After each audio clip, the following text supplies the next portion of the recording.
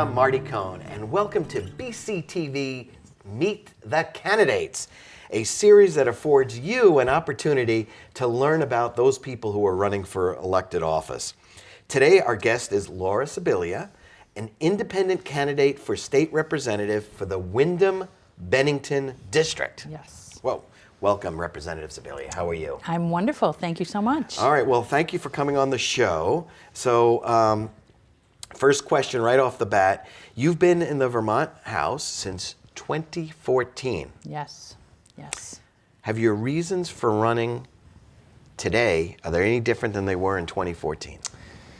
Oh, that's a great question, actually. Thank you. A wonderful question. Thank you. So when I first decided to run, it was because I felt that, not because I felt that our representative was not pursuing issues or really intelligent, but I didn't feel like the issues that were important to our district, specifically to our district, that those voices were being carried up to Montpelier. So is that the same reason that I'm, I guess it probably is the same reason. It's now knowing what I know about being a legislator. It's definitely a different type of choice to decide to run. I know, the opportunities and definitely the challenges that are inherent with that. Sure. So I think it's still worthwhile. I think I still am able to help carry that voice forward. So yes. Okay, great. All right, so you announced your intention to run a civil campaign and to not accept contributions or in-kind assistance from lobbyists, political action committees, or political parties. Yes. How's that working for you? It's working fine. It's working fine. In Vermont, we have small districts. We run small campaigns. This is the first campaign that I've run that has been uncontested. So not quite as costly a campaign, but I have found that folks have been willing to support my efforts, and there's been enough support to do the things that I want to do. So great. I'm glad it's working then. And I have in the past, and I think folks know this now, so they've stopped, but in the past I've returned different lobbying or association checks that have been sent to me. In fact, I was asked to stop taking pictures of those checks and posting them on social media. I was not necessarily appreciated. Interesting. Well, it's good that you're able to do that. So looking at the past year, what would you say are your top accomplishments this past year? This past year. Well, I think I have been very successful on two issues that come immediately to mind. We got passed again for the second time, this time with funding, this thing called a student weighting study, which is, we can certainly talk about in depth, but it's really key for me and a number of folks to really solving the affordability and quality crisis around education at the same time. I wouldn't say we have a quality crisis, but the equity crisis I do think we have. So that is really key, getting that work done. We had passed it previously. We had some, we'd been at odds with the administration as to whether or not there was funding and timing and whether or not it was a priority to get it done. Right. Myself and a few other legislators threatened to sue for enforcement of the law. Wow. And worked with the administration in this past session to ensure the funding was in there, worked with the Education Committee, so we passed it again. Great. With funding. Good. The report should be coming out a year from now, unfortunately. Okay. But it's actually a really big study, and it if done well, it will help us really understand the differences in cost for different types of students in a better way than we do now, to educate different types of students, be they students in poverty, special language or foreign language, special needs, rural, population dense, all of those things. And the second piece is continuing to elevate really the connectivity crisis that we have in rural Vermont in particular. This year, for the second time, we passed a funding initiative. Right. I had polled on it last year going in, polled my constituents very specifically around would they support an increase in the Vermont Universal Service Fee of 0.5%. It equates to about 50 cents on a $100 bill. Right. Those funds would be used to invest in build-out for connectivity infrastructure. There's virtually, it's 300,000 maybe on an annual basis that we have to invest in build-out, which is woefully inadequate. Right. So we passed it again this year. We had done it 2 years ago. Right. It made it to the governor's veto list. That if the Senate passed it, it would get vetoed. But for the second time, the Senate actually did not take it up. That's okay. I am undeterred. I think a lot of my colleagues understand this challenge. I think the administration is growing to understand this challenge, and I think certainly with more and more situations developing around that, I think we are looking forward to more cooperation with the Senate. So we'll be back at it undeterred. And emboldened next session. Okay, good. Now, by the way, what committees do you serve on? So my first 2 years I was on the House Commerce and Economic Development Committee. Okay. I advocated along with several other legislators and our speaker actually thought to create a new committee in the last session, which was the Energy and Technology Committee. There was no specific committee for technology. Okay. And so we moved energy into that committee. We put technology in there, and we also put IT infrastructure, which also did not have its own committee or area of focus. It kind of was something that was touched on by a number of different committees. And when we think about things like Vermont Health Connect or other large IT projects, it's hard to imagine that there wasn't more constant focus on that. So that's the committee that I was on the last 2 years. I'm hopeful that the speaker will see fit to continue that committee in the upcoming session. And I'd like to serve on that committee again. In addition, I'm on the ethics panel in the House. Okay. Yes. And I have...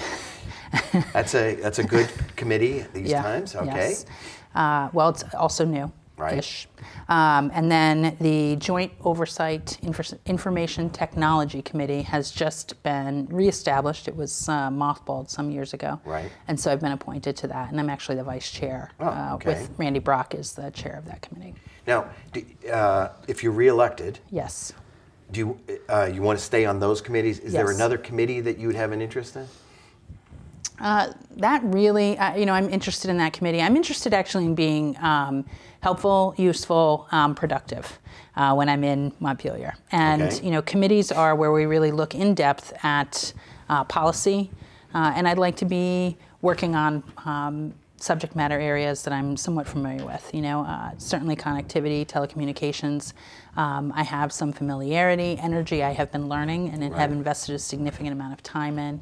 I enjoyed my time on commerce. I'd be happy to go back to commerce. So. All right. Well, so speaking about some of the issues, I've been doing a lot of reading. All right. So I just want to throw out because a lot of the things that you talk about are very important to your district. So the one that came to the top for me was about municipal water. How's that?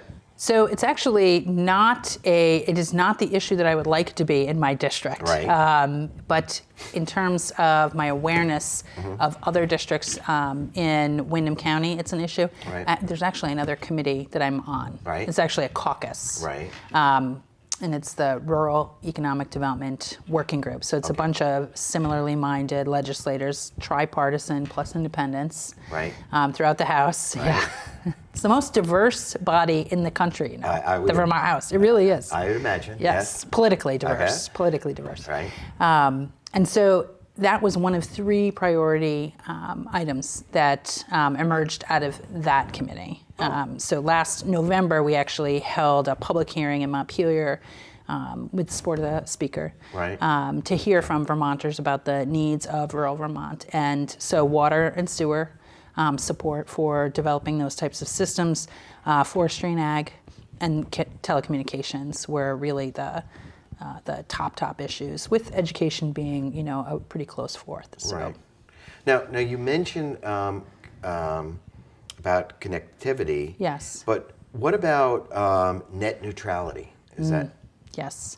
So my committee last year, we took a lot of time on the net neutrality issue. Uh-huh. So right out of the gate, the Senate sent the House a bill on net neutrality, which was similar to bills that a few other states had passed, Right. requiring our state to, for carriers that we work with, Right. internet service providers, to certify that they were net neutral in order to have state contracts. Right. The governor came through shortly after that with an executive order that essentially did that same thing, Right. but provided a waiver so that the administration had some oversight into the situation and could make different decisions. Oh. And when I learned about the different providers and scenarios, that made some sense to me. That was actually a fairly contentious issue Right. all the way till the end of the session. In the House, we actually worked on a different bill, a bigger bill, and looked Right. at the principle around net neutrality and also around rural build-out. So the rationale that we were given around net neutrality and needing to roll back the Obama-era regulations were that the providers really need to be operating in a market-style environment Sure. in order to be more able to invest in rural infrastructure. Right. Of course, that's where we were prior to the Obama era Right. rules, and I can tell you in my district that's not what's transpired. I think we see that it's just not cost effective. Right. So we took a lot of testimony Right. in this past year about really looking at connectivity as an amenity or a necessity, Sure. taking testimony about how people used it, Right. and whether or not really the state should be able to regulate the internet. We're federally preempted. Right. And so that was really the crux of the question that we wrestled with in the House committee.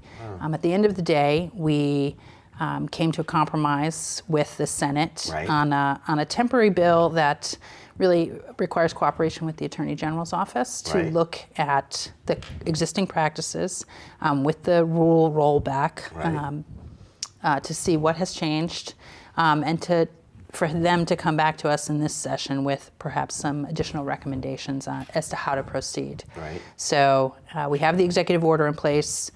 We do have that work ongoing Right. with the Attorney General, and I expect we'll be picking that issue back up in January. Wow. All right. Now, this week, Canada legalized cannabis Yes. right to our north. Yes. How is that going to play out, do you think, in the legislature? So as an independent, I'm not necessarily privy to where the wishes and desires are pre-session. So I'm not sure where people think we'll be focusing or what the Okay. priorities will be. But it certainly Use your seems, magic wand. Yeah, my magic wand. It certainly seems to me that we'll be taking up the issue of tax and regulate either this session or in the next session.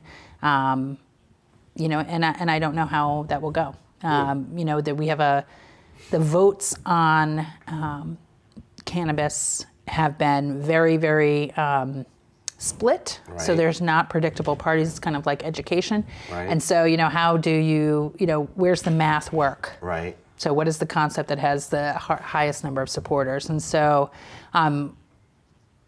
we got because that was what there was support for. And I didn't vote for that. Right.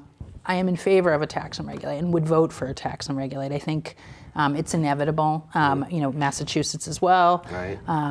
And I think that will impact Vermont. Right. And so, let's engage. Let's have some quality regulation around it. Let's have some revenue come in to help do retraining and developing and enforcing those regulations. So.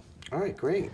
Now, another issue that doesn't seem to go away, but healthcare. Yes. Big issue out in your area. Yes. Got a great hospital out there, but Yes. Which hospital? Oh, Grace Cottage is what you're talking about. Yes, of course. Yes. That's at the top of my district. Yeah. So healthcare was actually, as I said, last year we did a survey right. of my constituents, and really asked people to rank their issue top to bottom. And healthcare, to my surprise, was number one. And it's not actually number one. It was number one. Wow, I missed that. Area All of right. concern. That people felt we should spend. The question was phrased, what should the legislature be spending its time on? And I listed several different types, and that was number one, which was actually a concern for me because healthcare is not my great area of expertise. Right. So I have been trying to learn Right. more and more. I'm fortunate enough to be sitting next to somebody from the healthcare committee, so we have great conversations on the floor. Okay, good. And last night, actually, we had Michael Fisher here from Vermont Legal Aid. He's the healthcare advocate for the state. Right. Came and talked a little bit about the individual mandate report that's Right. just come out, as well as some of the impacts that we're seeing with the federal regulation changes. So it's a pretty, I don't know if volatile is the word, but it's certainly not stable. Right. Things are really in flux right now around that. So, we may see it sounds like we may see some 1-year reprieves Right. on costs. Right. And for people that are buying outside of their employer, like individuals buying outside of their employer. Right. I know that there's some association policies that are coming back in, old chamber policies. I don't know how long that will take place for.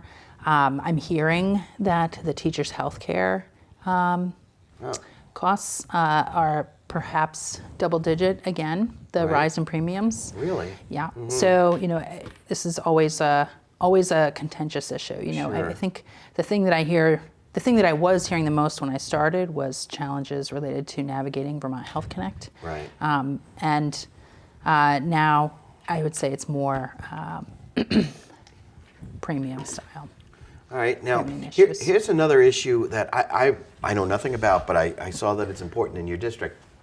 Forestry. Is that what? This is a rural Vermont issue. Okay. Again, not a super specialty issue for me, but Right. definitely we have folks in our district, foresters in our district. Right. And one of the pieces of legislation that was worked on this year was right to forest. So The right to forest. right to forest, Oh, right? okay. So with our land Right. permitting, Right. we're very protective Yeah. of our land, Uh-huh. but we also have caretakers of our land. Foresters are caretakers of our land. And we have had conditions of permits and such imposed that make it virtually impossible for caretakers of our land, people who work the land, Right. to work the land. Wow. Noise, weather, temperature, so lights. Yeah. That has a pretty big impact on somebody's livelihood. Sure. So, we looked at how to ensure that people can Wow. work the land if that is their, Sure. and we also want healthy forests. Right. We want the forest to be worked. So. Right. It's interesting. I mean, I would have thought, being Vermont, we would have worked out a lot of these things, but these issues just keep coming back. Yeah. Now, here's another one for you. Sure. Transportation, always good fun. Okay. In and out of Deerfield Valley. In and out of Deerfield Valley. Yeah, in and out of the Deerfield Valley. Yes. So we had a pretty big project that took place this summer and on Route 9 west coming in that had people pretty hopped up because they didn't feel like it was really necessary, with the exception of the part of the road that was falling in. Right. Route 100, which is, going out of the valley but north, Right. really not to One of my Bennington, favorite Brattleboro. roads, Yeah. That was really hellacious Right. this winter into spring. Right. And the patching it was really tough. We know that road is getting repaved. It's slated for a full reconstruction in 2020. Oh. Okay. So I can tell you the residents were pretty vocal and pretty relentless to us, to the administration, to the Agency of Transportation, and we did get a temporary patch on that road this spring. Wow, I think. okay. Well, actually, it was late summer, Wow. so which is good. That's good, I think. It's a busy road. It is a very busy road. And It is a very especially, I busy would road. imagine, for fall foliage, it's a great road to go up and Yes. down. And then we got the The winter. mountains, The mountains are yes. coming. Yes. It will snow. Yes, it will snow. It will snow. So then I found this article about you said Yes. that you will be championing members of the Senate to extend gubernatorial terms from 2 to 4 years. Oh, yes. What's that about? Okay. All right. So our Constitution Yes. can only be changed in every other biennium. You can only make constitutional provisions changes. So one of those, extending the terms of the governor to 4 years, we can do that in this upcoming 2-year biennium. Okay. There are certain rules as to how procedures happen. So, Right. for instance, bills that spend money, have to originate in the House of Representatives. Okay. So, bills to change the Constitution have to originate in the Senate. Oh, Okay. all right. So this, it does not matter who I talk to. Right. If I ask the question, Right. yes, oh my gosh, we need the governor to have 4-year terms. We need the governor to have 4-year terms. There's, any number of opinions. Should we increase the Senate? Frankly, I don't care. Right. It would be great, fine. I'm happy to increase the Senate too, but we have got to get 4-year terms for the governor. It's Right. just a relentless re-election cycle, Right. and it makes it really hard for members of the administration really to focus, to dig in, Right. to even to think. If you can't think out, more than 6 months to a year on when you're going to see the return of your effort, Right. it's not fantastic. Right. So I would like to, and I actually am working with Legislative Council now on some language that the House could send to the Senate, encouraging them to take okay. that effort up, because the House cannot actually originate that effort. So. All right, very interesting. Yes. By the way, would that include the lieutenant governor as well, or just the governor? It would just include the governor, but it could include the lieutenant governor. Okay. My priority is the governor. I hear you. But I'm open to whatever. Yeah. Let's just get it done. I hear you. All right, so tell people. When you're not wearing your state representative hat. Yes. What do you do? So I work on economic development for Okay. Windham County. All right. I work pretty hard at that, Okay. and with a great group of folks at the Brattleboro Development Credit Corporation. And this summer, we've been working on a project with the Bennington County Industrial Corporation as well. So that's my other paying work when I'm not there. Okay. I am a mom. Okay. I have 2 daughters who have graduated from college. Oh, boy. Who I'm so proud of. Right. And one is in Williston, and one is to be stationed in Georgia. She's in training right now. She's an Army nurse. Wow. And went through the ROTC program. My other daughter is looking at moving into social work. So my son is a junior in high school. And so right now, what my husband and I have been doing a lot of, and my husband in particular, are soccer games, pasta dinners, driving back and forth. And they're undefeated right now, Okay. their teams. So we're very excited. Okay, that's good. Yes. And what do you do for fun? You remember that concept of fun? Yes. Come And on. I think the 6-second rule may come into play here, Marty. I actually love to cook. Okay. I love to cook, and I like to go to the beach when I can. Go, walk with my dog. Hang out with my family. I have a pretty large extended family, so yeah. Are they nearby? Yes. I have 11 siblings, so. All right. Well, let me ask you this: is there anything that you wish I asked you? Yeah. Why should people vote for you? Why should? Go ahead. Tell the viewers. I hope that they vote, period. I am running uncontested, which is an easier election to run. Right. But I think it's always better for the people when there is a contested election, actually, Right. when you're able to compare. So I think that, I hope that people support me. Going forward, I hope they feel that I listen and that I try to act, that I try to see all sides. And I try to work with large groups to get the best solution. I'm fairly courageous and sometimes a little quick. Okay. But I think that has its good sides. So, and I value parties and party structure, but I think we are very fortunate in Vermont. As I said, we've got a pretty politically diverse government, really, but our House in particular. We have 7 elected independents, Right. a number of progressives. We've got quite a few moderate Republicans, and we've got a number. We really do. Okay. And we have you go count the votes on the gun bills, Right. and on marijuana, Right. we've got a number of blue dog Democrats. Right.